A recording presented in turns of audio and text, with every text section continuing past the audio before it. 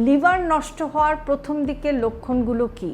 লিভারকে বলা হয় শরীরের নীরব অঙ্গ, কারণ লিভারের সমস্যা শুরু হলেও প্রথম দিকে অনেক সময় কোনো লক্ষণই থাকে না, তবে কিছু ছোট ছোট পরিবর্তন দেখা দিতে পারে। চলুন আজকের ভিডিওতে আমরা একটু জানার চেষ্টা করি।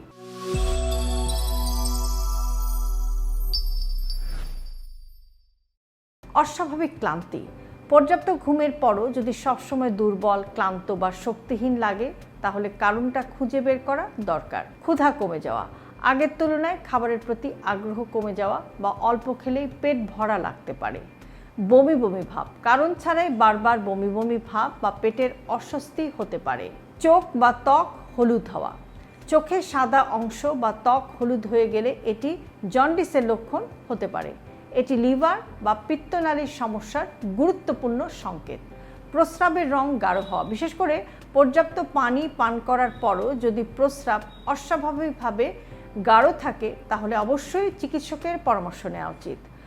সহজে শরীরে কালশিটে পড়া, লিভারের গুরুতর সমস্যায় রক্ত জমাট বাঁধার প্রক্রিয়া প্রভাবিত হতে পারে। তখন অল্প আঘাতে কালশিটে বা সহজে রক্তপাত হতে পারে। পা বা পেট ফুলে যাওয়া, লিভারের রোগ অনেকটা এগিয়ে গেলে শরীরে পানি জমে, পা ফুলতে পারে, পেটও ফুলে যেতে পারে। গুরুত্বপূর্ণ কথা হচ্ছে যে এসব লক্ষণ দেখা দিলেই লিভার নষ্ট হয়ে গেছে এমনটা ভাবাও ঠিক নয়। অন্যান্য অনেক রোগও একই ধরনের লক্ষণ নিয়ে উপস্থিত হতে পারে।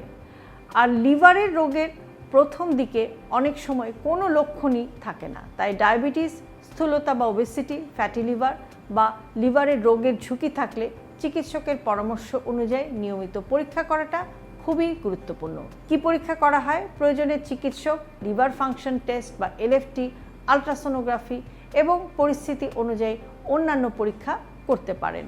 সহজ করে বললে, লিভারের রোগকে শুধু লক্ষণ দেখে বোঝা যায় না, তাই শরীরে অস্বাভাবিক পরিবর্তন হলে তাকে অবহেলা না করে চিকিৎসকের পরামর্শ নিন। বিশেষ করে চোখ ত্বক হলুদ হওয়া, পেট ফুলে যাওয়া, অস্বাভাবিক রক্তপাত বা খুব গাঢ় রঙের প্রস্রাব হলে দ্রুত চিকিৎসা নেওয়াটা জরুরি।